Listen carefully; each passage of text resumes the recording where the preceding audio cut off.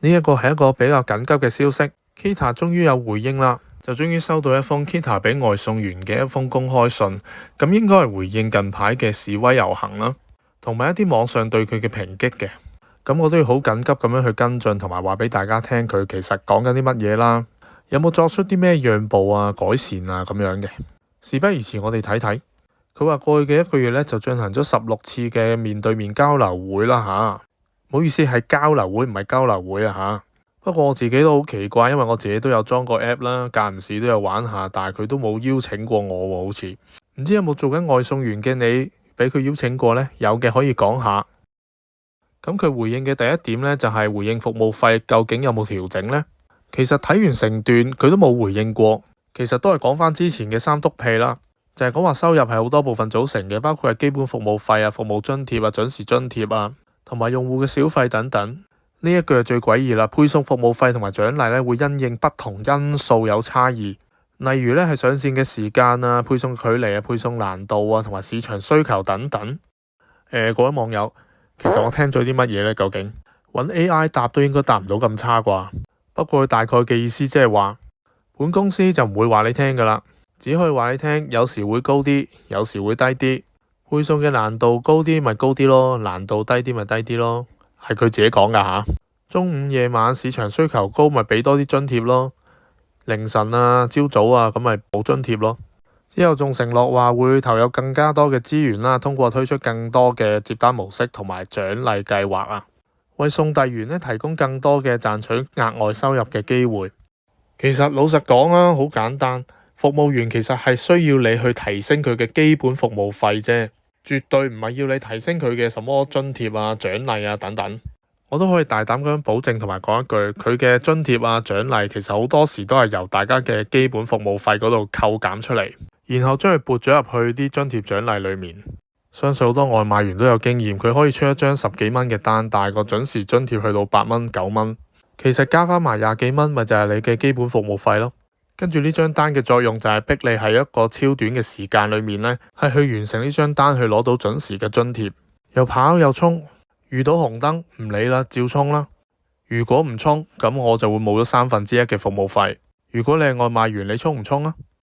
喺段末就好取巧咁樣講話，90%嘅活躍送遞員呢係曾經獲得過額外嘅津貼嘅。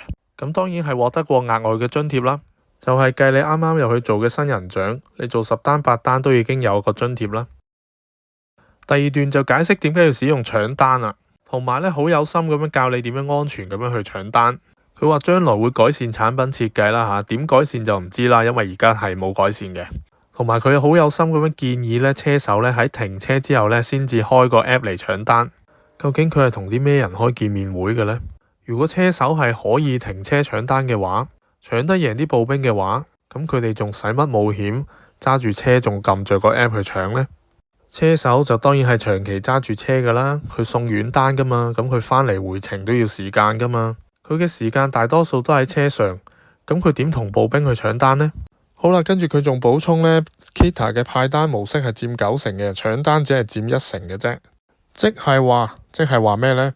你唔去搶單，你都夠食嘅，你搶單係多一份 bonus 嘅啫。事實又係咪咁樣呢？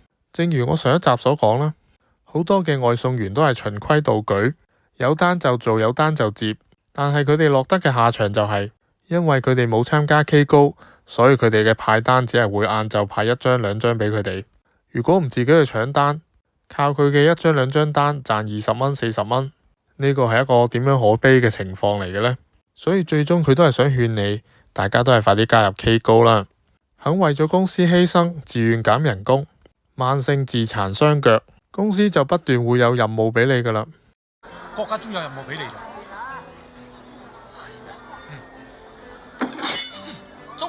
揾我啦咩？之後第3點就為呢個 K 高計劃去辯護啦。佢就解釋 K 高計劃呢係會提升你嘅接單量啦，距離會比較短啦，送遞員整體嘅收入比以前係提升咗2成啦。當然係提升咗2成啦，或者更加高添，因為你係冇派單俾 K 高以外嘅人啊嘛。呢個都係必然嘅，可能提升1倍至2倍都唔定嘅。因為唔參加 K 高嘅你呢，只會收到一啲豬頭骨嘅單啦，或者係冇單，所以點會唔增加收入呢？大家記住快啲參加啦！佢之後仲攞個例子出嚟講話 K 高應該係冇出現過5蚊嘅訂單啦，係仲未同大灣區睇齊嘅。咁呢個大家都應該相信，暫時呢一刻係冇5蚊嘅服務費嘅。但係有冇10至20蚊嘅服務費呢？如果有嘅，呢個整體上都比1年前嘅服務費30至40蚊都已經少咗4、5成啦。由於條片太長啦，咁我哋揀埋第5點去講，因為呢一點呢 Kita 都解釋得非常之精彩嘅，大家可以睇下。佢話派送訂單俾外送員嘅距離呢係經過計算嘅，即係簡單講，遠嘅單佢係唔會派俾步兵啦。What？呢個我都唔多評論啦，大家外送員覺得你哋自己收過最遠嘅單係幾遠呢？可以留言比較一下喎。咁佢仲解釋啦，公司係好周詳咁樣考慮送餐時間嘅，已經考慮咗各種嘅路面因素噶啦。如果商家出餐慢呢，仲可以上報啦，增加緩衝時間嘅。